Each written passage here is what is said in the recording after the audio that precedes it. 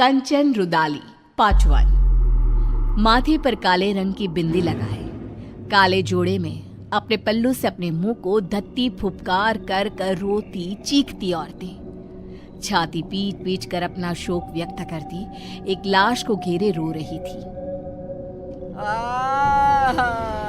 रो रे, छाती पीटो रे, ठकुराया तेरी बेटी गई है, रोना कैसी माँ है रोती नहीं। ए ठाकुर साहब बोलो, कुछ तो बोलो था। अरे ऐसे बूथ बनकर रहेगी तो ये दर्द तुम्हारे सीने में ही रह जाएगा। रो रो कर इसे निकाल दे ठकुराइन।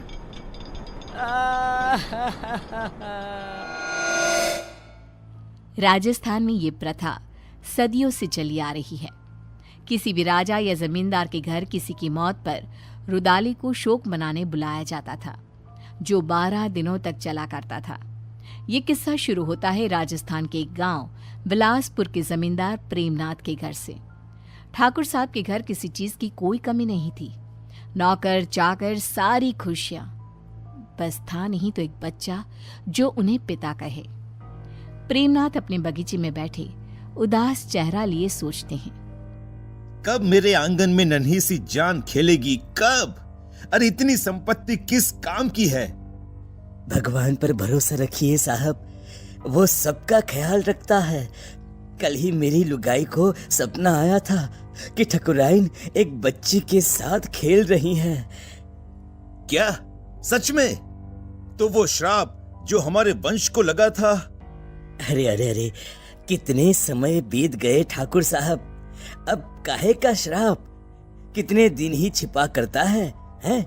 अब तो आप खुशियां मनाइए। माली की बात सच निकली और ठकुराइन गर्भ से रही और 1 साल में ही उन्होंने एक नन्ही सी जान को जन्म दिया, जिसका नाम निशा रखा गया। निशा यानी अंधेरा, घोर अंधेरा। और निशा की पसंद भी कुछ ऐसी ही थी। बचपन से उसे काली चीजें संजोने का बड़ा शौक था। हे भगवान, ये काली गुड़िया कहां से ले आई? फेंक इसे निशा, डर नहीं लगता तुझे? गुड़िया पूरी तरह काले कपड़े में रुई डालकर बनाई गई थी। गले में लाल रंग के धागे में एक ताबीज, मानो किसी तंत्र मंत्र के लिए इस्तेमाल में लाया जाता हो। ठकुराइन घबरा जाती है और उस गुड़िया को निशा के हाथ से लेकर नीचे फेंक देती है। तुम्हें कुछ हो जाता तो बेटा? नहीं माँ, मुझे क्या होता?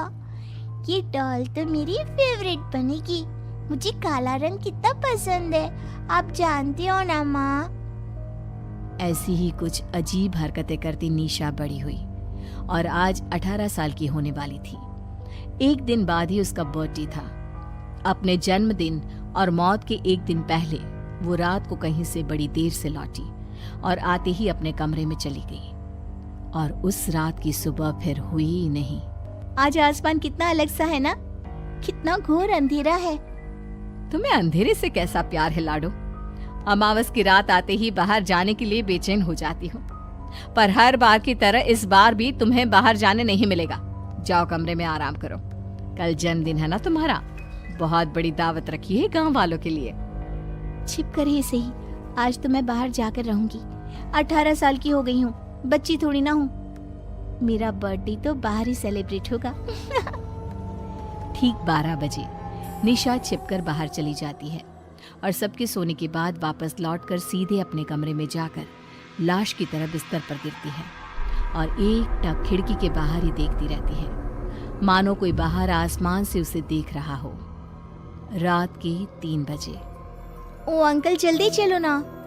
निशा के आगे लाइन में लगा हुआ आदमी अपने हाथ को शरीर से अलग कर निशा के हाथ में देता हुआ कहता है, अरे परेशान कर दिया है, अब आगे वाला बढ़ता नहीं तो कैसे बढ़ूं मैं?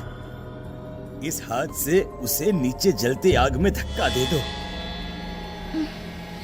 ये सब क्या है? गुनु काका, आप तो पौधों को पानी देते हो ना, आप यहाँ और हम सब कहाँ जा रहे हैं? और आपके हाथ कैसे कटे? यहाँ कोई किसी का मालिक नहीं और कोई किसी का नौकर नहीं छोटी मालकिन। मौत के बाद तो सब बराबर है, सब।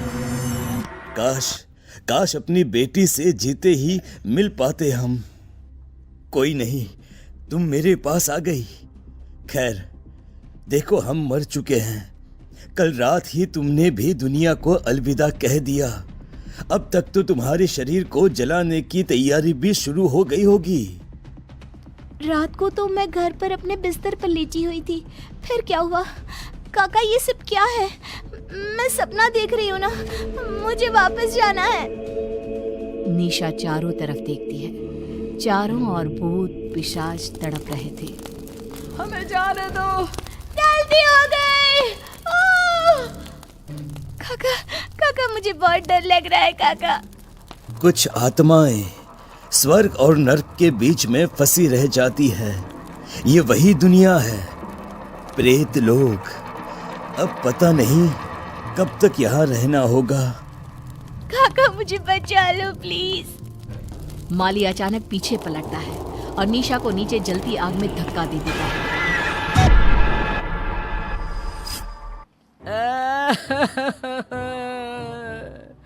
अरे लाश के अंगूठे में धागा तो बांधो। सबके इंतजार में तुम लोगों ने शाम कर दी। अरे अब रात को लाश को जलाया भी नहीं जाता। पास बैठी एक औरत निशा की लाश के पास जाती है और अंगूठे में धागा बांधने के लिए एक रेशम का धागा तोड़ती ही है कि लाश हवा में उड़ जाती है। सभी लोग इधर उधर भागने लगते हैं। चारों तरफ अफरा तफरी मच जाती है। ऐसा तो तभी होता है जब लोग से कोई आत्मा वापस आ जाती है। छोटी मालकिन के साथ कोई साया था। इसका शरीर जला दो वरना यह सबको खा जाएगी। न जाने क्या लेकर लौटी है। कंचन रुदाली निशा की लाश को पकड़कर उसके सीने में एक पत्थर रखकर उसके कान में कुछ बोलती है। क्रिया कर्म की कोई रस्म किए बिना ही सभी निशा की लाश को जला देते हैं। चली गई मेरी बिटिया। अब तो मेरी गुड़िया मेरे पास ही रहेगी।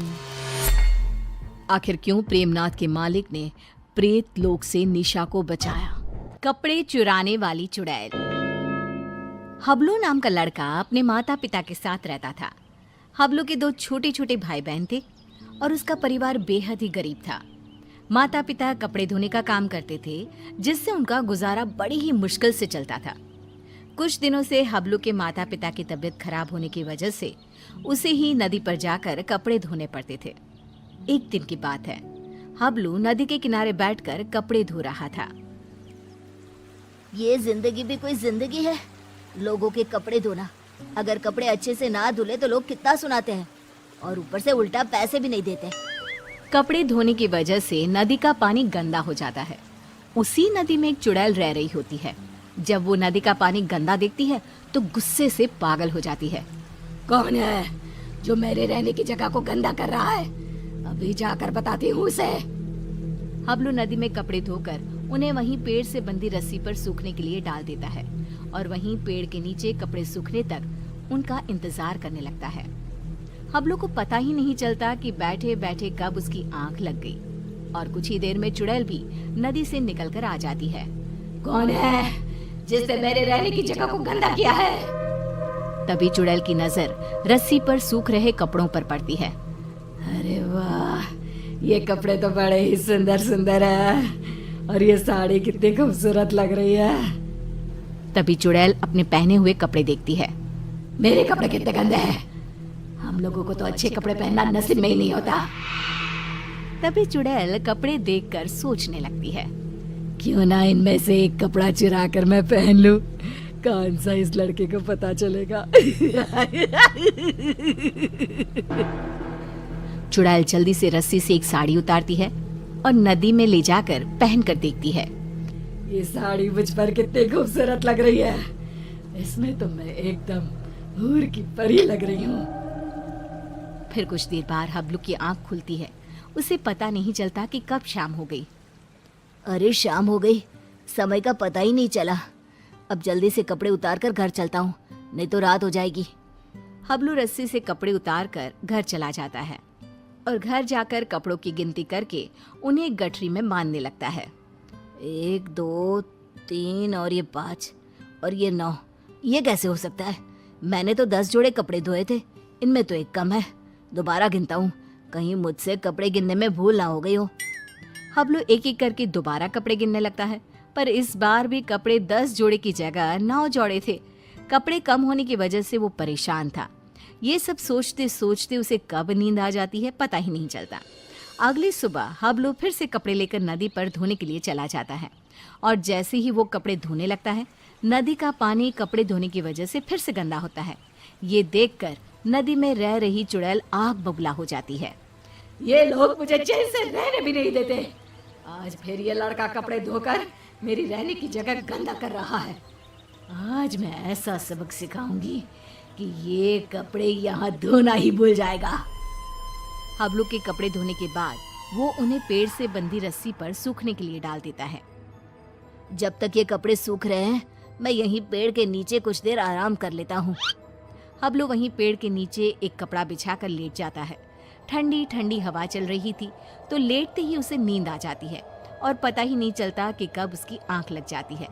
कुछ देर बाद चुड़ैल भी नदी से निकलकर बाहर आ जाती है। आज मैं उसे छोड़ूंगी नहीं। मेरे रहने की जगह गंदी करके खुद चैन की नींद सो रहा है। आज तो मैं उसे मार ही डालूंगी। चुड़ैल हबलू को मारने के लिए आगे बढ़ती है, तो रस्सी पर सूख रहे कपड़े देखकर रुक जाती है। अरे वाह, आज भी सुंदर सुंदर कपड़े सूख रहे हैं। चुड़ैल रस्सी से एक अच्छी सी साड़ी उतारती है, नदी में ले जाती है और पहनकर देखने लगती है। ये साड़ी तो मुझ पर कैसे भी ज्यादा सुंदर लग रही है। वो चुड़ैल साड़ी पहनकर नाचने लगती है। मेरा पिया घर आया ओ राम जी, मेरा पिया घर आया ओ राम जी। अब तो जब भी कपड़े धोकर सुखाया करेगा, मैं चुपके से जाकर उसके कपड़े चुरा लिया करूंगी और पहन लूंगी। उस लड़के को पता भी नहीं चलेगा कि उसके कपड़े कौन चुरा कर ले जाता है। और अगले दिन नदी का गंदा पानी देखकर चुड़ैल फिर से बाहर आती है और फिर से देखती है। ये लड़का आज भी कपड़े सुखाकर सो रहा है। इस तरह से चुड़ैल हर रोज चुपके से जाती, एक अच्छा सा कपड़ा उठाती, नदी में ले जाती, पहनकर देखती और खुश होती। जब हबलू सोकर उठता तो वो एक जोड़ी कपड़े गायब पाता। कपड़े चोरी होने की वजह से हबलू बहुत ज्यादा परेशान हो जाता है। समझ में नहीं आ रहा कि मेरे कपड़े कौन चुरा कर ले जाता है। अगले दिन हमेशा की तरह वो कपड़े धोता है और उन्हें पेड़ से बंधी रस्सी पर सूखने के लिए डाल देता है और पेड़ के नीचे कपड़ा बिछाकर लेट जाता है। सोचने लगता है कि आखिर कौन है जो मेरे कपड़े चुरा रहा है और मुझे पता भी नहीं चलता। ये सब सोचते हुए हबलू को नींद आ जाती है। गंदा पानी देखकर चुड़ैल बाहर आती है और ध्यान से सभी कपड़ों को देखने लगती है। तभी उसे एक लाल रंग का सुंदर सा लहंगा पसंद आता है और वो उसे अपने ऊपर लगाकर देखने लगती है। ये लहंगा तो बहुत ही सुंदर है। इसे पहनकर तो मैं रानी लगूंगी, रानी। इस लहंगे को पहनकर अपनी चुड़ैल सहेलियों को जाकर दिखाऊंगी। जब वो मुझे इस लाल लहंगे में देखेंगी तो मुझसे जल बुझ जाएंगी। इससे पहले कि ये लड़का सोकर उठे, मुझे ये लहंगा चुराकर नदी में ले जाना चाहिए। फिर वो चुड़ैल वो लाल लहंगा उतारती है और तभी हबलू की आंख खुल जाती है। वो चुड़ैल को देखकर डर जाता है और फिर से वापस अपनी आंखें बंद कर लेता है। बाप रे, ये तो चुड़ैल है। अच्छा, तो यही हर रोज मेरे कपड़े चुरा कर ले जाती है और मुझे पता भी नहीं चलता। फिर वो जैसे ही लहंगा नदी में ले जाने लगती है। अरे, ये लहंगा लेकर कहाँ जा रही है? ये लहंगा तो जमींदार की पत्नी का है। अगर मैंने उसे लहंगा नहीं लौटाया तो वो मुझे जमीन में जिंदा ही गड़वा देगा। नहीं, वो लहंगा मुझे चुड़ैल से वापस लेना ही होगा। पर कैसे, समझ में नहीं आ रहा। वो लहंगा मैं चुड़ैल से लूं तो कैसे लूं? हबलू बाकी के कपड़े उठाकर घर ले जाता है और रात को लेटा हुआ चुड़ैल से पीछा छुड़ाने की सोचता रहता है। तभी उसके दिमाग में एक तरकीब आती है। हाँ, ये ठीक रहेगा। इससे चुड़ैल कपड़े भी नहीं चुराएगी और हमेशा के लिए वहां से चली भी जाएगी। फिर जैसे ही सुबह होती है, हबलू हमेशा की तरह कपड़े धोकर रस्सी पर सूखने के लिए डाल देता है और पेड़ के नीचे जाकर सोने का नाटक करने लगता है। लगता है आज फिर इस लड़के ने कपड़े धोए हैं। चुड़ैल नदी से निकलकर बाहर आती है तो देखती है कि रस्सी पर केवल आज दुपट्टे ही दुपट्टे सूख रहे हैं। ये क्या, आज सिर्फ दुपट्टा? कोई बात नहीं, आज मैं इसे ही ओढ़ लेती हूँ। जैसे ही चुड़ैल रस्सी से दुपट्टा उतार कर उड़ती है, उसके पूरे शरीर पर खुजली होने लगती है। मर गई रे, ये मुझे खुजली क्यों हो रही है? अरे अरे कोई तो कुछ तो करो। हबलू आंखें बंद करके सब कुछ देख रहा होता है। अब आएगा मजा। बड़ा रोज कपड़े चोरी करके पहनती थी, अब पहन कर देख कपड़े। आज इस चुड़ैल को पता चलेगा कपड़े चोरी करके पहनने का नतीजा। आज के बाद ये कपड़े चोरी करना भूल जाएगी और फिर कभी जिंदगी में किसी के कपड़े नहीं चुराएगी। चुड़ैल इधर उधर भागने लगती है।